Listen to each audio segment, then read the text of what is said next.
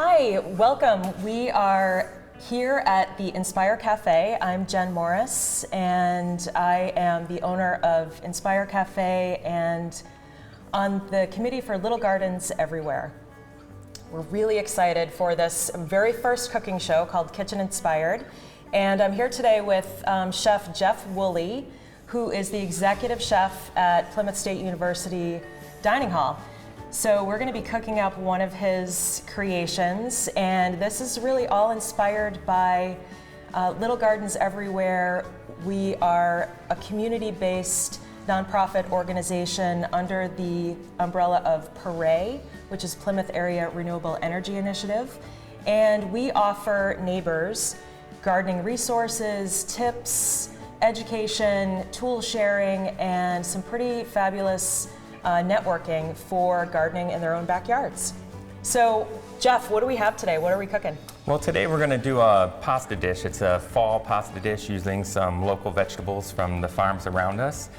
We will go through all the different farms that we got the vegetables from.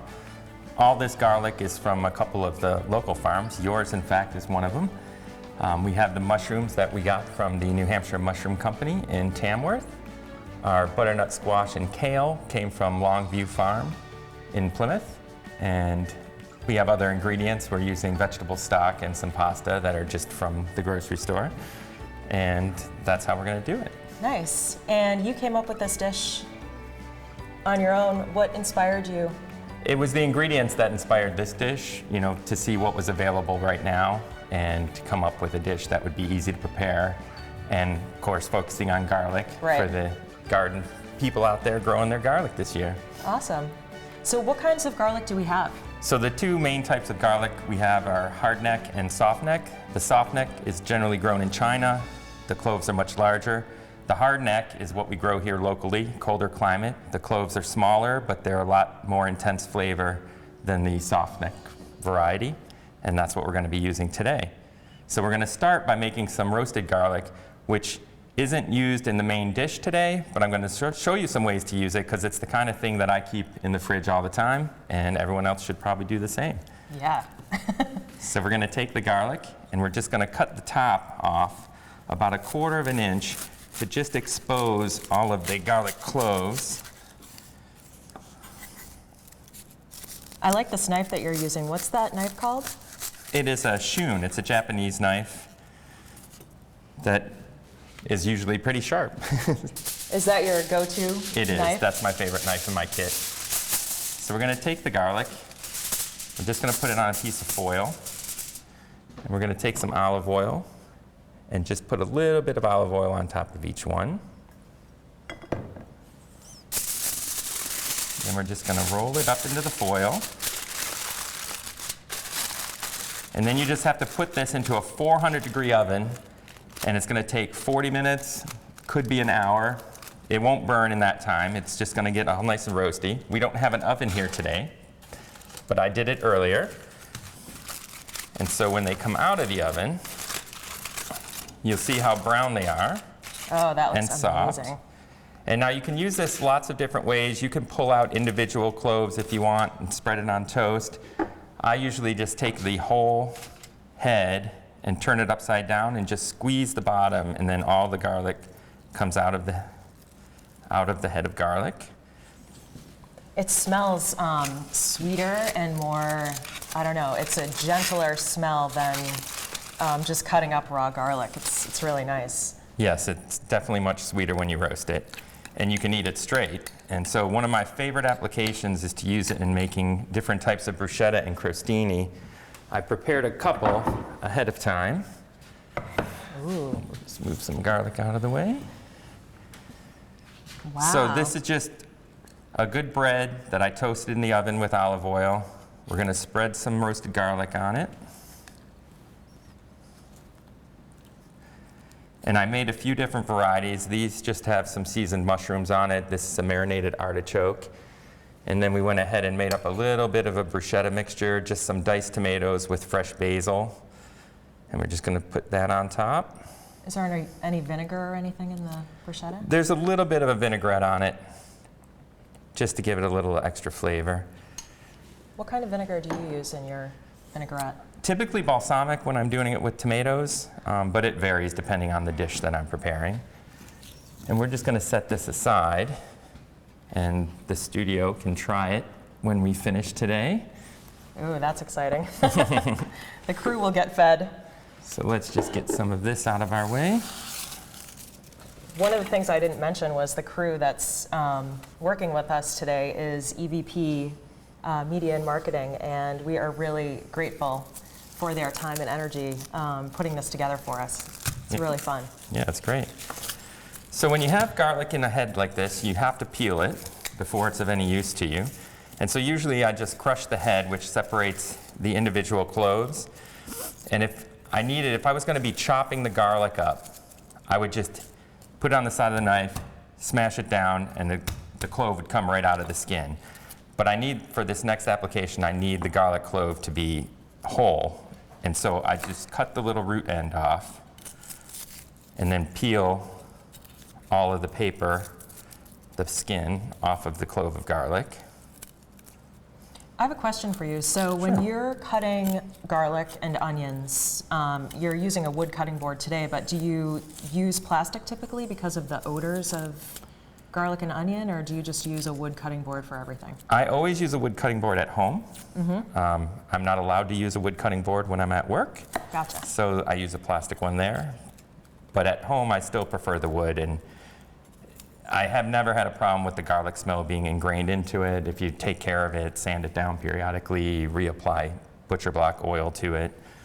It's better for the knives too, right? It is. It's much softer. The blade stays sharp longer. So you've worked in some pretty incredible restaurants.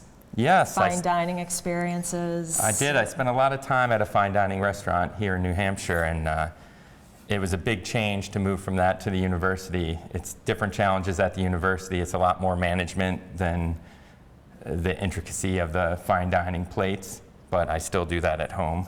I'm sure the students are very excited to have your chef skills at Plymouth State. Thanks. Yeah, I'm sure they do. So what we're going to do is we're going to make the garnish for our pasta dish. And so we need a couple whole cloves of garlic. And we're just going to slice it as thin as you can, being careful that you're not cutting your fingers at the same time. So these are the garlic chips. Correct. We're just going to deep fry some thin slices. Once they're fried, they'll be a lot sweeter. They'll add a crunchy element to the pasta dish. It'll be really good. So we're just going to slice up a couple of these. What's your favorite go-to dish when you're at home? Well, typically my wife cooks at home, and on special occasions or when I really want to try something out that I've been watching, then I will cook at home generally to prepare a specific dish that I'm looking for. But my wife is very good, and she usually does the cooking at home. And I recently went vegan, so it's been a unique challenge for her to learn a new style of cooking as well. Yeah. So now we're going to take the garlic slices. So we've roasted garlic. That gives us a sweet flavor. And now you've sliced very thinly this kind of garlic. What flavor do we get out of this particular way to It's going to affect the flavor garlic? the same. It's going to become sweeter. It's going to turn brown. It's just going to have a crispy element that obviously the roasted garlic doesn't have. And that looks like a pretty high heat that you've got it on. So. Yes, so the oil's at 350 degrees. And when frying, especially at home, you want to make sure that your oil level is less than half the volume of your pot, just in case it decided to bubble up, that it won't spill over and cause a fire to happen. Have a disaster. Wow, it smells amazing in here. It's coming along. So this should only take about 1.5 minutes, 2 minutes. I can already see they're starting to turn brown. So we're just going to leave them go. So if you were cooking for a restaurant situation and you were cooking this dish, would you have the garlic chips all done, ready to go? Like, how do you make a meal come out in, 15 minutes after it's ordered? So it depends on the dish and the garnish, but this is a garnish that would be made well in advance of a dinner service for sure. And the roasted garlic, like I think I said before, you could make that days ahead and just have it on hand. Right, and you can store that in the refrigerator. You can, for up to a week for sure. So where are we at with this? Is it brown yet? So it's just getting golden brown now, so I'm going to pull some out. Oh, that looks fantastic. We're just It going to smells great. keep it on the plate here to cool off a little bit while we I'm going to take prepare that the off other to the dish. side. Nice. You want to hold on to that? Yep, thank you. I'll just set that right there. Yep. All right, so now we're going to go into our main event for today, the fall vegetable pasta dish that we're preparing. We're going to start by mincing some garlic. When I'm mincing garlic, we're going to, just like when I said for peeling it, I'm going to smash it with the side of my knife just to break it down a little bit. And then you're just going to chop through it until it's super fine. Okay, so we've roasted, we've sliced, now you're mincing. What other ways do you prepare garlic? Some people will use a garlic press to take the place of this type of mincing. It's obviously a little faster. It's just another tool to clean, so I usually just do it with the knife. Yeah, and it's not easy to clean either. Yeah. We have a family joke, we don't use garlic presses because they also don't last very long. They're easy to break. Yeah. And so another recommendation, which we're going to do here, is I find it a lot easier, especially when cooking a one-pot dish, to prepare all of the mise en place that I need for that dish before I start in the pan. Sometimes people will put the garlic in and get it cooking, and then they're trying to get the next ingredient cut in time to go in. I find it a lot more relaxing to just have everything prepared and then prepare the dish, and that's what we're going to do today. Great. So now we're going to prepare the mushrooms. We have king oyster mushroom, which is a beautiful looking mushroom. And we're just going to, this one we're going to use primarily as a garnish on top. So we're going to just slice it in some 1/8 inch thick, nice slices of mushroom. That looks beautiful. And we're going to keep these separate from the other mushrooms. These are just regular standard oyster mushrooms. And we're just going to slice those. So don't forget that we are here to answer any of your questions. So if you're cooking along with Jeff, feel free to write any questions in the comments box, and we'll be happy to answer them. We'll make sure that Jeff is available to answer any questions that you have. So. Now, a butternut squash, anytime you have a round vegetable, this is the most dangerous time for someone starting to use a knife for the first time or just don't have a lot of skills. It's easiest with a butternut squash to cut the top part. There's a seed cavity in this lower section. You really need some muscle as a chef. So down here there's a seed cavity, and we're not going to need that much butternut squash, so we're going to focus on this. So we cut it in half so that now there's a flat surface for it to sit on. Great. And we're just going to peel it by cutting around the side.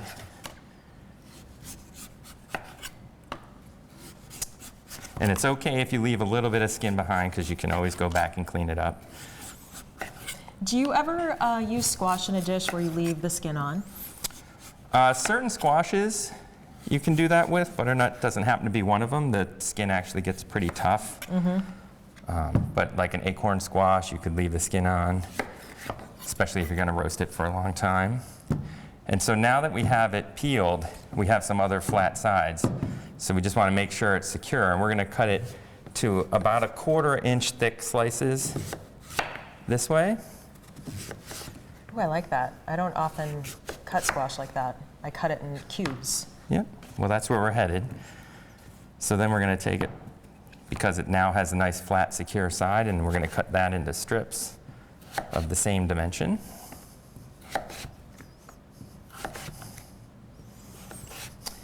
So you mentioned that you often work with local farmers. I do. How does that work? How do you collaborate with them? So I actually found this farm in Holderness, White Oak Pond Farm, and the farmer Peter there actually used to specifically grow vegetables that I asked him to grow. In addition, we would buy the vegetables that he grew on his own. And that was my biggest collaboration, but there are so many local farms, particularly in the summertime, that chefs have access to here. Yeah, we're so lucky. It's great. And so at Plymouth State University, are you also bringing in local foods? We are. The university and Chartwell's, the company I work for, has a wider range of what they consider still to be local. So they are from farms in New England for sure, but it's a pretty high volume for a true local farm to keep up with the volume that we would require. Okay, so the butternut squash is cut. Clean this up. So next we're just going to cut the kale. So we need one decent bunch of kale. And with leafy greens, the way I like to cut them, it's the same. It's just a larger scale of what I would do with basil. I want to roll the leaf up into itself so that it stays tightly together. And then we're just going to cut it into thin strips. And this is called? It's called chiffonade. I like to do this with basil. Right, that's the most common use for it, but it works just as well with any of the leafy greens. So you don't strip the stems? No, this kale is so fresh, and you can see the stems aren't very woody, and I'm only going to be going down to where the thicker part of the stem starts. And I should mention the recipe that we posted. This is going to be probably 2 times the recipe, primarily because I knew I was going to be feeding more than 2 people here today. Yes, the recipe that we posted, so if you haven't seen it yet, it's on our Facebook page for Little Gardens Everywhere, which is actually under the handle Little Gardens New Hampshire. That's our Instagram handle as well, and you can also find all of these ingredients and the recipe at the Inspire Cafe, which the handle for Inspire Cafe is Inspire Cafe Co. C-O.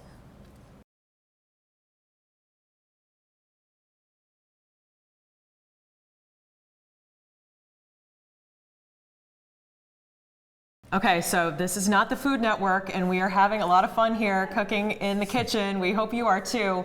But we had a little glitch with technology, so Jeff is going to explain how you can actually use a couple of different types of pots to make this dish. So this dish would be best served in a wide open saute pan like this. Unfortunately, the induction cooker that we're using today doesn't recognize this as a pan, so it's not working. So we're going to go back to the other pan that we were using, which is going to work fine. It's just not going to brown things as well as they would have in this pan. But we're going to go ahead with this one. Great.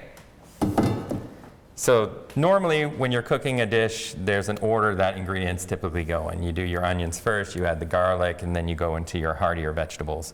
However, because we have this really nice king oyster mushroom that I'm going to use as a garnish, we're going to start with that. And we're just going to put it into some hot oil and let it start to get some color on it. So this is fresh oil with Yes, just the mushroom in there. It's just plain olive oil, heated up, and the mushroom's gone in. Nice. So can we talk a little bit about garlic, actually? Sure. One of the oldest known herbs in the alum family, and it's got a lot of health benefits too, right? So we know we love it for culinary purposes, but Sure. It's also excellent for reducing, and has been shown to reduce cholesterol, blood pressure. It's got a lot of antioxidants, which is a word we love. It's great for anti-inflammatory effects. And what else? Well, it fends off vampires. Excellent. Perfect for the day after Halloween. All Souls Day. Okay, so now that these have a little bit of color on them, we're just going to remove them from the pan. Oh, those look great. So Yeah. Are they kind of crunchy around the edges and soft in the center? They are, and I'm just going to keep them separate only so that they can be on top of the finished pasta dish. Do you want me to get those out of the way for you? Yeah, that'd be great, thanks. So now we're going to go back to the way things are supposed to be, and we're going to go ahead and start with our garlic. The 2 cloves of chopped garlic. We're just going to let that sweat down a little bit. We don't need it to have any color on it. Just have to let it cook a little bit, mix with the oil. And how do you keep it from getting really crunchy in the oil? You just have to keep it moving, keep your heat down lower and keep it moving primarily. So we're going to add the butternut squash in now.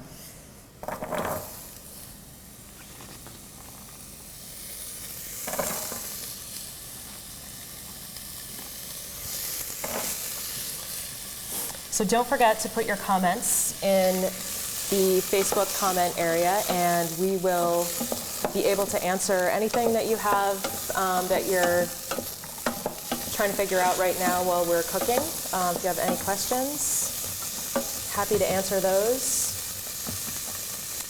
No, I'm not going to use all that I prepared since I have the smaller pan, so I'm cutting the recipe down a little bit from the original plan. I like it. You got to be able to wing it in the kitchen. Roll with it.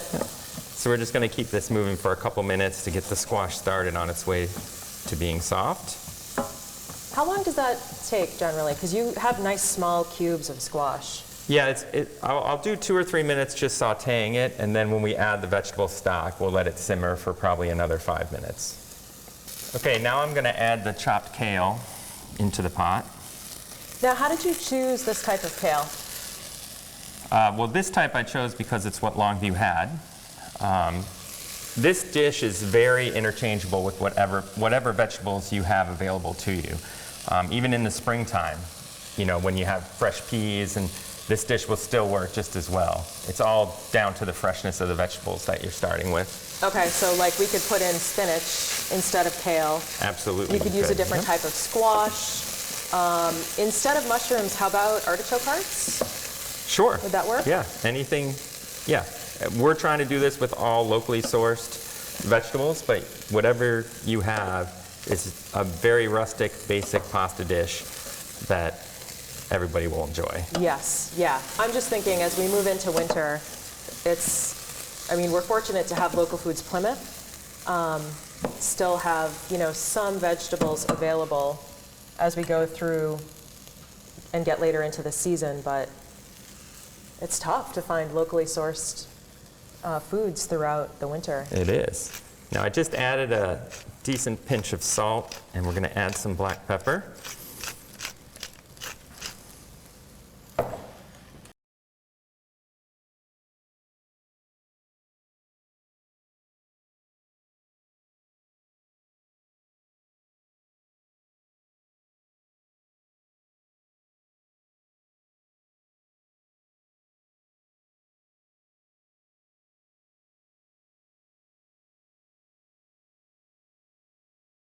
All right, so now we're going to add the mushrooms.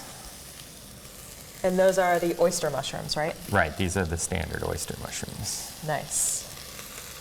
And we are really lucky to have the New Hampshire Mushroom Company in Tamworth, too. We are. They definitely filled a void. Yeah, and they have some beautiful mushrooms that are available at many local farmers markets in the area. So, and I think they go pretty late into the season as well. They're year-round. I mean, they're growing indoors, so they have mushrooms all year round. Okay, so now to this, we're going to add a couple of cups of vegetable stock. Do you make your own vegetable stock? We do at work. I didn't for this occasion, but yes, primarily we would make all of our stocks. We have 3 stock pots that are always running for beef, chicken, and vegetable. Oh, okay. What kinds of vegetables do you put in your vegetable stock? We use any vegetable scrap that we have from our daily production, with the exception of we don't put tomatoes. Nothing acidic goes into it, but any other vegetable, herb stems, everything that we have, we put into it. So you just let them all simmer in water and then strain them out? Correct. That's how we do it. Yep. And would you put like a whole head of garlic in a stock like that, or whole cloves? We don't generally put garlic into the stock. There's several braising preparations where we'll use whole cloves of garlic. Occasionally they get pureed into the sauce at the end. Anytime that we just need some garlic flavor, but we don't need a ton of garlic in it, we'll just throw a clove in. Wow, that's looking really good. So now we need to add the pasta to the dish. What kind of pasta do we have? This is cavatappi. which is just, it's nice because it has a lot of grooves and curves to hold on to the sauce. Nice. Add some of that. So when you were training, you trained at the Culinary Institute of America. Were you in Hyde Park? That's true, I was, yeah. What were some of the things about your training that you feel are the most important? I noticed you, and you mentioned this before, preparation is everything, and you have everything prepared prior to cooking, unlike some of us who are burning garlic, we're chopping other vegetables, we're like throwing it all together in the pan. Like, this just seems so calm and so well done. Yeah, thanks. So the mise en place that I was talking about, everything in its place is the best way to actually work in a kitchen. If you're going to work a station, you make sure you have all your ingredients lined up, prepped, and ready to go. That way all you're doing is final assembly, which makes things go faster and smoother and less stressful. And I don't feel stressed at all right now. Yeah. I don't either.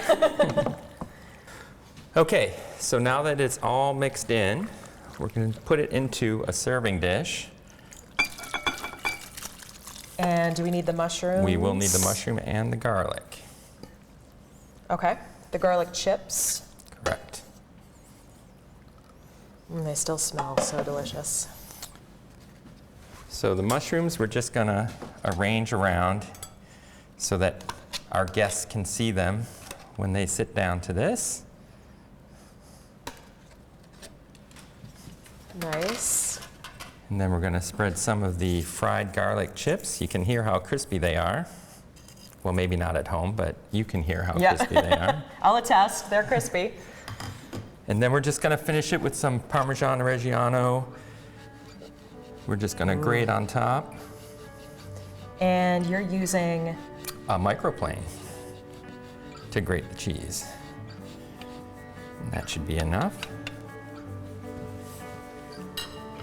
And that is the finished dish, our autumn pasta toss. Wow, that looks fantastic.